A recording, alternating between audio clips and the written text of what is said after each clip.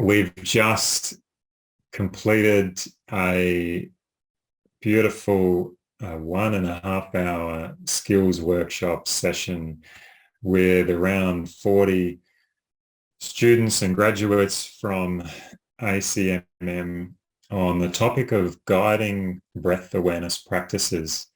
And the session was broken up into a presentation initially with some ideas around the breath and how to create a safe space for holding breath awareness practices.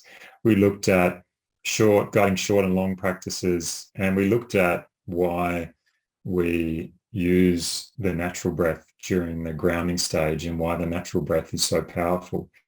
And then we went into breakout groups for 15 minutes where everyone talked about their experiences with the breath and how they can look at incorporating that into their own teaching.